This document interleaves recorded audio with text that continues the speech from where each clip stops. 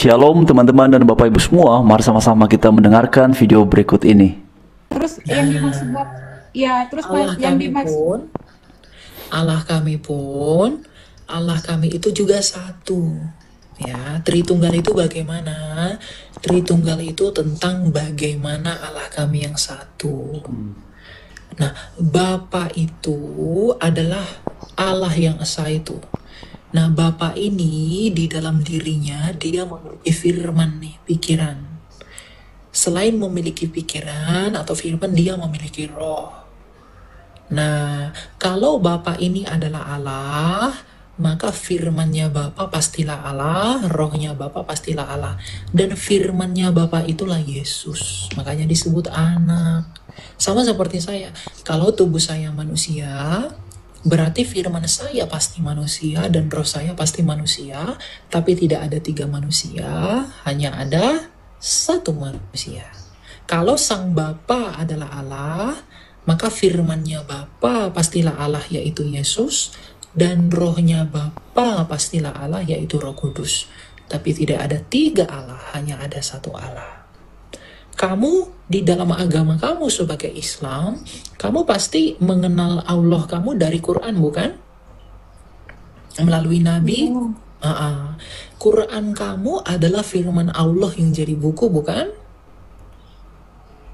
ya perkataan Allah. Oke, kalau Al-Quran adalah firman Allah yang menjadi buku, maka Yesus adalah firmannya Allah yang menjadi manusia. Begitu. Ya, tapi kan semua nabi memang diciptakan termasuk juga Yesus itu kan Oh, nabi. Yesus tidak diciptakan.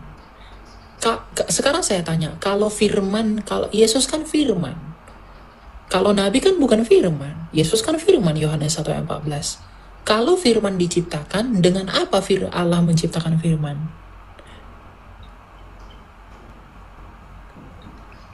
Allah kan menciptakan segala sesuatu melalui firman. Berfirmanlah Allah, jadilah terang. Berfirman, jadikan ini kun fayakun. Kun fayakun, jadilah semua. Itu kan oleh firmannya. Kalau dia menciptakan segala sesuatu oleh firmannya, bagaimana mungkin firmannya itu ciptaan? Gitu. Makanya Yesus itu bukan ciptaan, karena dia adalah firman. Logos dalam bahasa Yunani.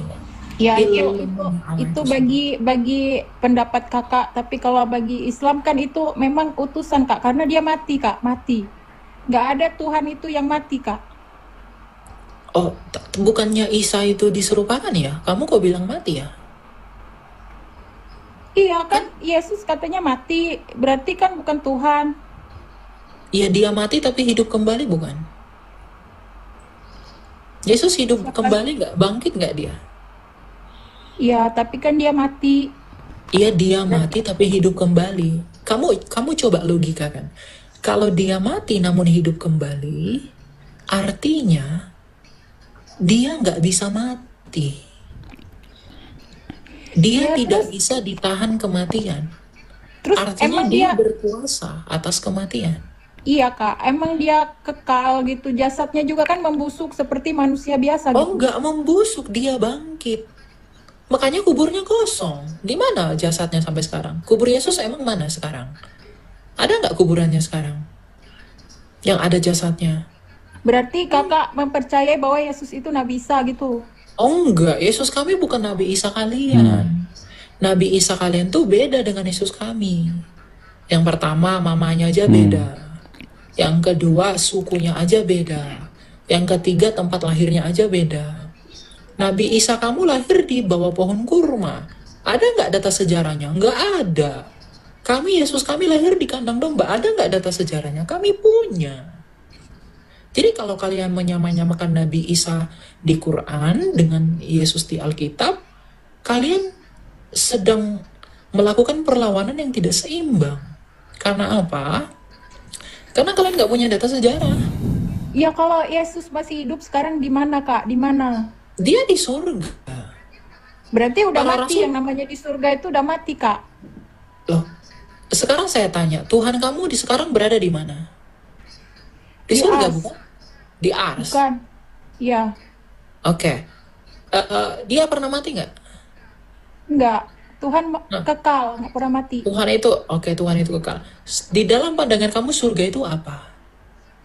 Surga tempat kita nanti kalau udah mati, bagi yang ini yang banyak amalnya ke surga, yang banyak dosanya ke neraka gitu. Yang banyak amalnya akan ke surga, yang nggak banyak amalnya pergi ke neraka.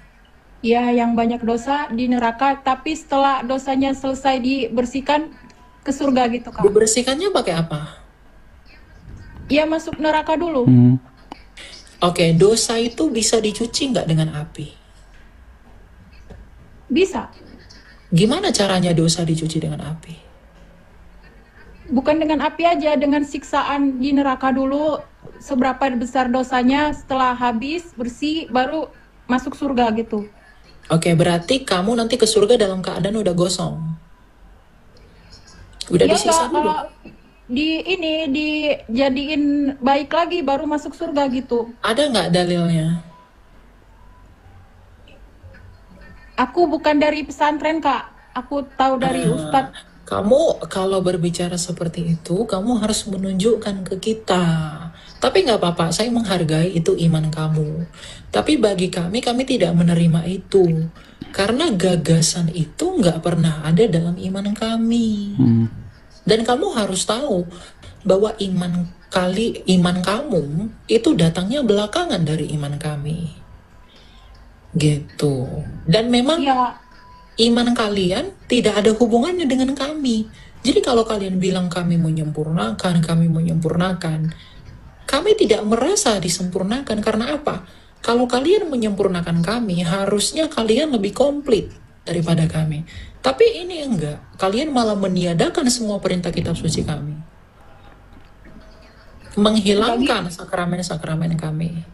Gitu. Oke, teman-teman dan Bapak Ibu sekalian, ini beberapa waktu belakangan tadi saya lihat ya, video ini cukup ramai di kalangan saudara-saudari kita yang beragama Kristen. Tapi sebelum kita lanjut membahasnya, memang untuk sahabat-sahabat, teman-teman, kawan-kawan, Bapak Ibu yang non-Kristen, kalau berbicara perihal Tritunggal ini, bahkan di kalangan Kristen sendiri pun juga kadangkala mengalami yang disebut dengan kurang mengerti ataupun kurang paham, dan itu sesuatu yang sangat wajar sebenarnya, karena tidak semua orang kan punya kemampuan berpikir yang setara ataupun sama, dan tergantung juga pada seberapa lama hal itu sudah dipelajari ataupun didalami, kepada siapa belajarnya, dan seperti apa konten ajarannya. Tapi teman-teman sekalian, di tengah-tengah ataupun di kalangan umat Kristen sendiri, kita bahas pertama-tama ya, memang perihal Tritunggal ataupun Trinitas itu ada yang kemudian ya tidak begitu memahami secara utuh ataupun 100%, karena merasa bahwa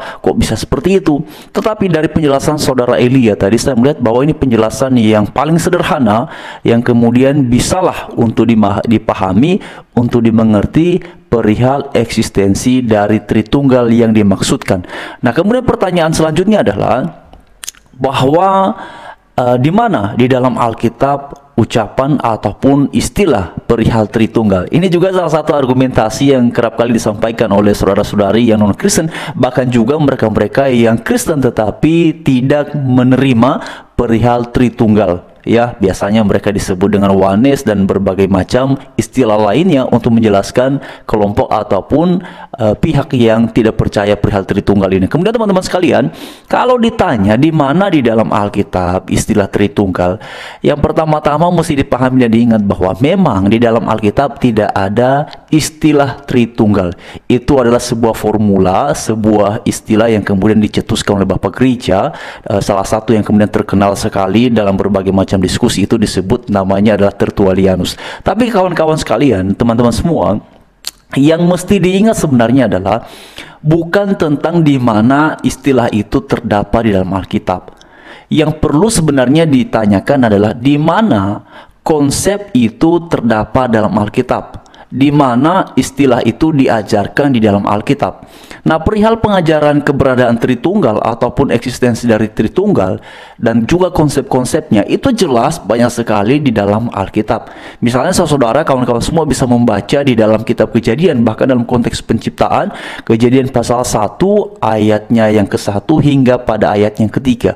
Pada ayatnya pertama itu berbicara mengenai pada mulanya Allah menciptakan langit dan bumi, yang dalam bahasa Ibrani-nya disebut dengan Elohim. Itu yang pertama. Lalu kemudian pada ayat yang kedua disebutkan roh Allah melayang-layang. Pada ayat yang ketiga lalu berfirmanlah Allah menciptakan ini dan seterusnya. Nah, jadi dari sini saja kita sudah melihat bahwa pada ayat 1 ada Allah yang disebut sebagai Bapa, pada ayat 2 ada roh yang dalam perjanjian baru nanti lebih jelas juga dalam kitab Ayub lebih jelas lagi bahwa itu adalah Roh Kudus. Lalu kemudian pada ayat yang ketiga jelas lagi itu adalah firman Allah. Karena itu kalau kita mempelajari dalam kitab perjanjian baru, firman itu Yohanes pasal 1 ayat 1 dan juga pada ayat yang ke-14, firman itu bersama-sama dengan Allah, firman itu adalah Allah dan firman itu menjadi manusia pada ayatnya yang ke-14. Jadi sebenarnya perihal pengajaran Tritunggal itu jelas ada di dalam Alkitab. Namun memang di kalangan saudara-saudara kita yang beragama Kristen ada yang menyangkal dan berkata bahwa oh Yesus itu Bapa, Yesus itu Roh Kudus. Jadi semuanya disamakan. Padahal tidak ada ayat itu di dalam Alkitab, ya. Nah, teman-teman Bapak Ibu sekalian, dalam diskusi yang sudah kita lihat antara Elia Myren dengan seorang muslimah ini sebagaimana tadi sudah jelas ya identitasnya dalam video yang sudah kita dengarkan bersama-sama. Ini saya lihat ya, dia ini tenang ya. Jadi enak mendengarkan diskusi antara mereka berdua, Elia Myren dengan muslimah ini, karena kedua-duanya saling menunggu selesai berbicara, barulah kemudian memaparkan argumentasi ataupun opini perihal topik yang sedang dibicarakan. Nah, teman-teman sekalian, dari penjelasannya memang nampak jelas ya bahwa kakak muslimah ini tidak memahami perihal apa yang kita imani sebagai seorang Kristen. Nah, saya mau ingatkan kepada kawan-kawan baik yang Kristen maupun yang non-Kristen, sebenarnya hal yang paling apple to apple adalah kalau iman kita ditafsirkan oleh iman kita sendiri. Kalau iman kita digunakan untuk menafsirkan iman orang lain, ini nggak bisa ya. Karena konsepnya, dasar berpikirnya, orientasi keimanannya itu tidak sama. Jadi kalau kemudian seperti yang tadi disampaikan oleh kakak muslimah ini, dia menilai keimanan Kristen, ya, ketuhanan Yesus, kemanusiaan Yesus menggunakan perspektif imannya, ya memang pada akhirnya nggak bisa. Sama halnya sebenarnya kalau sebaliknya, ketika iman Kristen menilai iman dari kakak ini juga nggak bisa. Jadi yang paling baik itu adalah menilai iman sendiri dengan iman kita sendiri, ya. Demikian pula dengan iman orang lain dinilai dengan imannya sendiri. Nah, pada akhirnya yang menjadi ruang diskusinya adalah dicek seberapa ini masuk akal, seberapa ini ada data sejarahnya, seberapa ini ada bukti-bukti arkeolognya. Nah, disitulah kemudian sebenarnya ruang yang paling baik untuk didiskusikan, ya. Nah, tadi kan makanya kita melihat ketika Elia Myren membantah perihal Isa itu tidaklah sama dengan Yesus. Ya jelas ya, mulai dari ibundanya, tempat lahirnya, kisah hidupnya, itu tidak ada sama, tidak ada miripnya, tidak ada serupanya. Jelas sekali perbedaannya, dan karena itu tidak ada ruang bagi kita orang Kristen menerima dan menganggap bahwa itu Isa sama dengan Yesus. Tidak ada. Karena memang data-data sejarahnya, ya, juga pemaparan Bible ataupun Alkitab perihal itu tidak ada samanya, tidak ada miripnya dengan yang diyakini ataupun diimani oleh saudara-saudara kita yang beragama Islam. Jadi manakala ada orang-orang yang bilang bahwa Yesus itu adalah Isa lalu kemudian dia tidak disalibkan tetapi dia diserupakan, itu bukan keyakinan iman Kristen. Itu adalah keyakinan dari saudara-saudara kita yang bukan Kristen, yang beranggapan bahwa Isa sama dengan Yesus, padahal tidak. Sederhana saja indikatornya. Namanya tidak sama, ibunya tidak sama, tempat lahirnya tidak sama, kisah hidupnya pun juga tidak sama. Ya, sukunya pun juga tidak sama. Jadi, bagaimana bisa kemudian dianggap Isa adalah Yesus? Tidak ada dalil yang bisa mendalilkan dan menegaskan hal tersebut. Oke, jadi kawan-kawan sekalian, Bapak Ibu semua, ya, tetapi kita berdoa siapa saja di luar sana yang sedang rindu untuk memahami dan mengenal akan kebenaran yang sejati, termasuk kakak muslimah yang tadi ini, ya semoga saja pada momen yang baik, pada momen yang tepat, dia akan punya pemahaman perihal kekristenan, dia akan mengerti tentang iman Kristen dari sudut pandang Alkitab, bukan juga dari orang-orang Kristen ya, karena dari orang-orang Kristen sendiri teman-teman, itu beragam ya persepsi ataupun pemahaman terhadap Alkitab. Tapi itu juga hal yang lumrah. Ada hal yang memang semuanya sepakat bahwa ajaran ini ya ini, tetapi ada hal-hal yang lain juga beragam ya. Dan itu sesuatu yang sangat lumrah sekali. Misalnya dalam hal keselamatan, semua kita sepakat itu adalah anugerah Allah semata-mata dalam Kristus Yesus. Tapi misalnya mengenai baptisan, mengenai metodenya ini bervariasi ya. Ada yang baptis, ada yang percik, ada yang kemudian baptisan anak, ada yang kemudian baptisan dewasa, dan segala macamnya dengan berbagai macam dan metodenya. Tapi substansinya satu, itu dilakukan dalam nama Bapa, Putra, dan Roh Kudus. Jadi itulah teman-teman yang bisa saya bagikan pada kesempatan ini.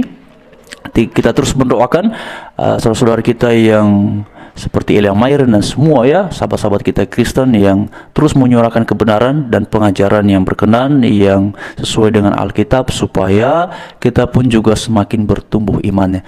Satu hal yang paling penting menjadi seorang Kristen, jangan menjadi Kristen karena apa kata orang ataupun karena keluarga, tapi jadilah Kristen yang berkenan di hati Tuhan karena punya pengalaman perjumpaan yang bersifat pribadi dengan Tuhan. Melalui apapun itu tergantung kembali pada kehendak Tuhan, sejauh mana Ia menyatakan dirinya kepada tiap-tiap kita.